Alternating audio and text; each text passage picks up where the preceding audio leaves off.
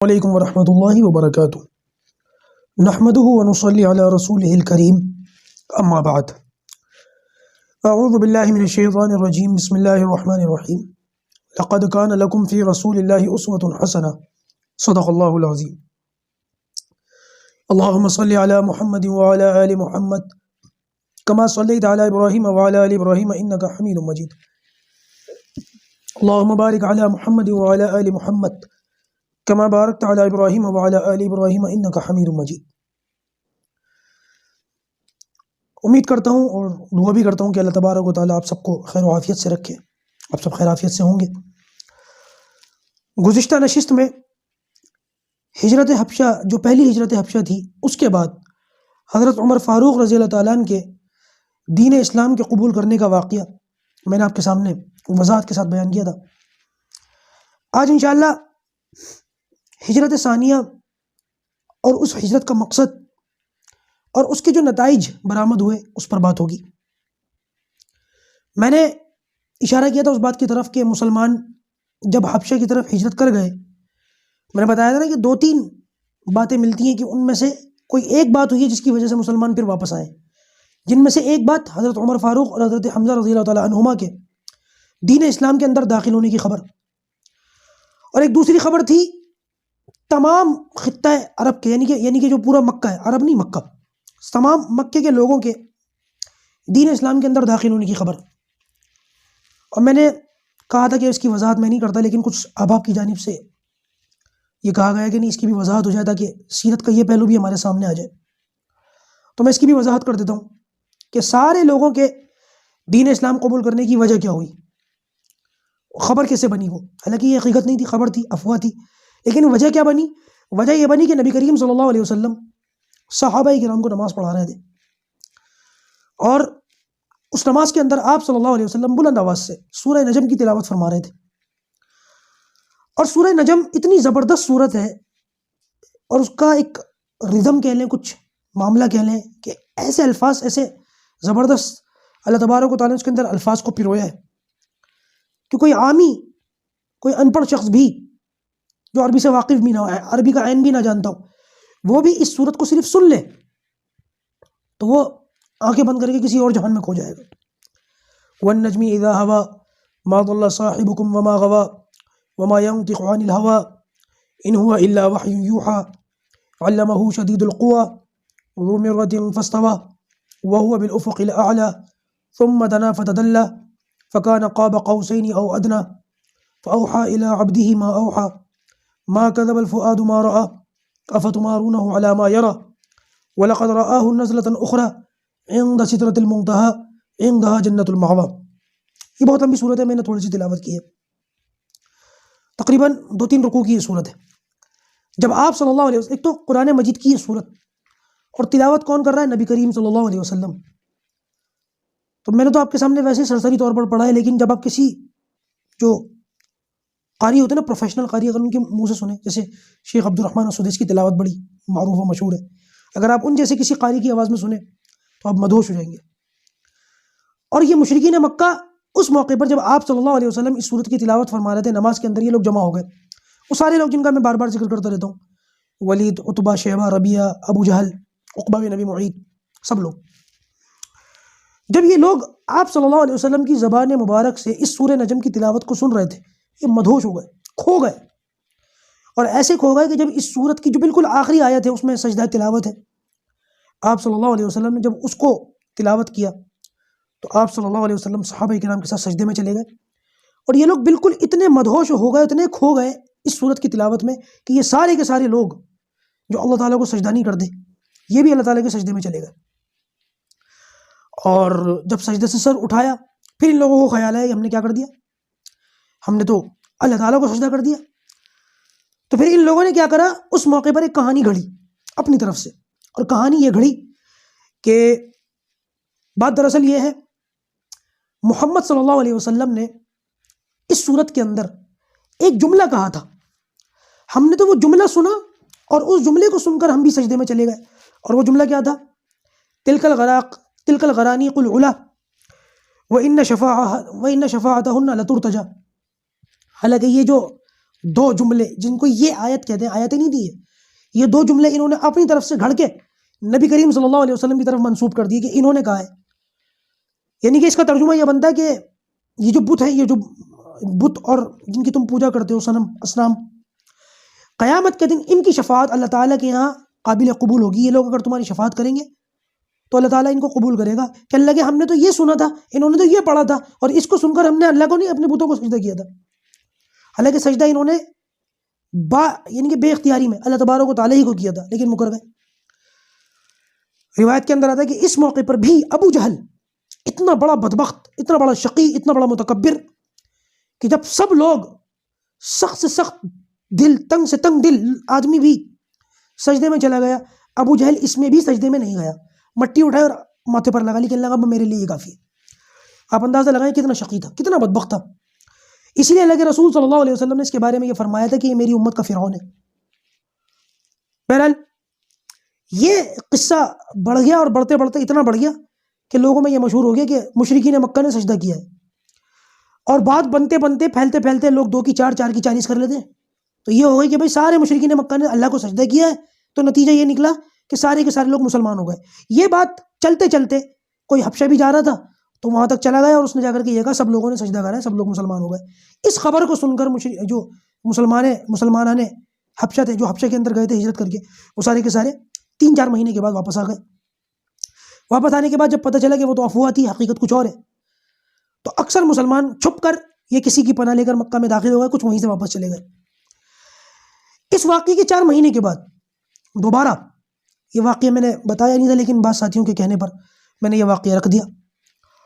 اور یہ جو اس کو قصہ غرانیق کہا جاتا ہے، کیونکہ اس کے اندر لفظ غرانیق آیا ہے، اس کو قصہ غرانیق کہا جاتا ہے. اس کے بارے میں 2 رائے ہیں. ایک رائے تو میں نے بتا دی کہ مشرکین مکہ نے یہ الفاظ اپنی طرف سے گھڑ کر نبی کریم صلی اللہ علیہ وسلم کی طرف جھوٹے منسوب کیے کہ اللہ کے رسول نے یہ تلاوت کی تھی اور اس پر ہم سجدے میں گئے. بہت سارے لوگوں کی رائے، دوسری رائے بھی بنتی ہے، حالانکہ وہ رائے بہت زیادہ مضبوط نہیں ہے، لیکن کہنے والوں نے یہ بھی کہا ہے کہ بات دراصل یہ ہے کہ جب نبی کریم صلی اللہ علیہ وسلم سورہ نجم کی تلاوت فرما رہے تھے، تب بیچ میں شیطان بول پڑا، اور یہ شیطان کی آواز تھی یا شیطان نے یہ الفاظ اللہ کے رسول کے کلام کے بیچ میں ڈال دیے تھے. تو اللہ کے رسول صلی اللہ علیہ وسلم کی زبان پر یہ الفاظ شیطان نے جاری کروا دیے تھے. اب یہ بڑی عجیب و غریب قسم کی بات ہے، اس لیے علماء نے اس کو قبول بھی نہیں کیا. حالانکہ اس بات کے اندر کوئی وزن نہیں، صرف تھیوری ہے، حقیقت بھی نہیں ہے. اس تھیوری کو قبول بھی نہیں کیا گیا. وجہ اس کی یہ ہے کہ اگر شیطان کو اتنی طاقت حاصل ہو جائے کہ جب نبی کریم صلی اللہ علیہ وسلم قرآن کی تلاوت فرما رہے ہوں اور یہ بیچ میں اپنی آواز جاری کر دے، یا آپ صلی اللہ علیہ وسلم کی زبان مبارک پر اپنے الفاظ جاری کروا دے، تو پھر تو پورے قرآن کی جو حقانیت ہے اس پر ہی سوال کھڑا ہو جائے گا. پھر اس کا مطلب یہ کہ اللہ کے رسول صلی اللہ علیہ وسلم کی طرف سے کون سا کلام نازل ہوا ہے اور کون سا کلام شیطان نے اپنی طرف سے داخل کیا ہے، کیسے پتہ چلے گا؟ لہٰذا یہ جو تھیوری کچھ لوگوں نے دینے کی کوشش کی ہے، یہ فیل ہو گئی ہے، اس کو قبول نہیں کیا، اس کی کوئی حقیقت بھی نہیں ہے، ویسی تھیوری تھی. پہلی والی بات وہ قابل قبول بھی ہے کہ مشرکین مکہ نے یہ الفاظ اپنی طرف سے گھڑے تھے اور اللہ کے رسول صلی اللہ علیہ وسلم کی طرف انہوں نے جھوٹے منسوب کیے تھے. بہرحال دوسری ہجرت ہوئی ہے 4 مہینے کے بعد، اور یہ دوسری ہجرت بھی حبشہ ہی کی طرف ہوئی ہے، اور اس میں تقریباً 80-86 لوگ جو ہیں وہ ہجرت کے ارادے سے گئے ہیں، جس میں بہت بڑے بڑے نام ہیں. اب 80-86 لوگوں میں تقریباً سب کے نام لینا تو بڑا دشوار ہے. ان میں اکثر لوگ وہ ہیں جو پہلے بھی گئے تھے اور واپس آ گئے تھے، حضرت جعفر، ان کی بیوی حضرت ابو حذیفہ اور دیگر اصحاب. بہرحال جب یہ لوگ 80 کے قریب 86 کے قریب لوگ گئے ہیں، علماء نے لکھا کہ ان کے بعد بھی کچھ لوگ آہستہ آہستہ وہ حبشہ کی جانب ہجرت کرنے لگے. اور جیسے کہ مدینہ کے اندر ہوا تھا کہ مکہ سے لوگ مدینہ ہجرت کر کے مسلمان سارے چلے گئے تھے، اس وقت تو کچھ رہ گئے تھے صرف. تو مشرکین مکہ کو یہ تشویش ہوئی کہ اگر یہ لوگ اسی طریقے سے آہستہ آہستہ ہجرت کر کے حبشہ جاتے رہے تو 2 باتوں کا خدشہ ہے. پہلی بات کا خدشہ تو یہ ہے کہ یہ لوگ آہستہ آہستہ ہماری باتوں سے، ہمارے ظلم سے نجات پالیں گے. اور دوسرا خدشہ یہ کہ اگر یہ لوگ وہاں جا کر کے حبشہ کے اندر انہوں نے اسلام پھیلا دیا اور وہاں جا کر مسلمان ایک بڑی طاقت بن کر سامنے آئے، اور اگر خدا نہ خواستہ ان لوگوں کے اس مطابق کہہ رہا ہوں، اللہ نہ کرے میں نہیں، ان لوگوں کے مطابق اگر خدا نہ خواستہ اسلام حبشہ کا سرکاری مذہب بن گیا، تو میں بتا چکا ہوں کہ حبشہ کی حیثیت اس وقت ایسی تھی کہ ایران اور روم کے بعد تیسری سب سے بڑی سپر پاور وہ حبشہ تھی، کہ اگر وہاں کے لوگ وہ اسلام میں داخل ہو گئے اور لوگوں نے اسلام قبول کر لیا اور وہاں پر اسلام ایک بڑی طاقت بن کے سامنے آ گیا تو کل کو یہ ہمارے مقابلے میں آ کر کے کھڑے ہو جائیں گے. تو لہٰذا ضروری ہے کہ اس پر قدغن لگایا جائے اور مسلمانوں کو وہاں جانے سے روکا جائے. اس کے لیے انہوں نے اپنے آپس کے مشورے سے مشرکین مکہ نے 2 لوگوں کو تیار کیا، اور یہ دونوں لوگ بڑے زبردست باصلاحیت، جن کو بڑی زبردست مہارت حاصل تھی بولنے پر، زبان چلانے پر. نمبر 1 حضرت عمر ابن العاص رضی اللہ تعالیٰ عنہ، بعد میں مسلمان ہوئے، اس وقت تک یہ مسلمان نہیں ہوئے تھے. اور دوسرے حضرت عبداللہ ابن ربیعہ، یہ بھی بعد میں مسلمان ہوئے. یہ دونوں شخص جو ہیں وہ بعد میں مسلمان ہوئے ہیں. اس وقت تک، اس واقعے تک یہ دونوں مسلمان نہیں ہوئے تھے، اور یہ دونوں مشرکین مکہ کی جانب سے سفیر بن کر حبشہ گئے ہیں. اور حبشہ جانے کے بعد ان لوگوں نے کیا طریقہ اختیار کیا؟ سب سے پہلے تو انہوں نے 2 کام کیے. ایک کام تو یہ کیا کہ حبشہ کے لیے، حبشہ کے جو درباری تھے اور بادشاہ تھے، نجاشی بادشاہ، ان کے لیے انہوں نے تحفے طائف، بڑے قیمتی تحفے وہ پیک کرے، تیار کرے. اور دوسرا کام یہ کیا کہ ڈائریکٹ بادشاہ سے نہیں ملے، جو درباری تھے اور ان کے جو وزیر تھے ان لوگوں سے جان پہچان بڑھائی اور تحفے طائف ان کو لے جا کر کے دیے. اور ان لوگوں سے جا کر کے انہوں نے اس طریقے کی بات کہی کہ بادشاہ سے ہماری ملاقات ہی نہ ہو. کوشش تو یہی تھی کہ پہلے مرحلے میں بادشاہ سے ہی ملاقات نہ ہو، صرف یہ لوگ ان کو تحفے طائف دے کر کے ان کا دل اپنے حق میں نرم کر لیا جائے، ان کی تائید حاصل کر لی جائے، اور پھر ان کو ان 2 باتوں کے لیے تیار کیا جائے. نمبر 1 یہ بادشاہ سے ہماری ملاقات کروائیں، اور نمبر 2 یہ جو ہے وہ بادشاہ سے کوئی بات چیت نہ ہو، بادشاہ سے کوئی بات چیت نہ ہو. بس ویسے ہی ہمارے غلام جو ہیں وہ جو مکے سے بھاگ کر آئے، مکے کے بھگوڑے، ان لوگوں کی زبان میں معاذ اللہ صحابہ کرام کو کہتے تھے ہمارے بھگوڑے، ان بھگوڑوں کو ہمارے حوالے کر دیا جائے ویسی بات چیت کے بغیر. تو لہٰذا یہ کہا گیا کہ بھائی بادشاہ سے ہماری ملاقات بھی کروائیے گا، اور دوسرا آپ ہماری طرف سے بات بھی کرنا، تائید بھی کرنا ہماری. اور ہوا بھی یہی. یہ جو بادشاہ کے درباری تھے اور یہ جو بادشاہ کے وزیر تھے، یہ لوگ تحفے طائف لے کر جب ان کے دل ان کے حق میں نرم ہوئے تو ان لوگوں نے ان کی طرفداری بھی کری اور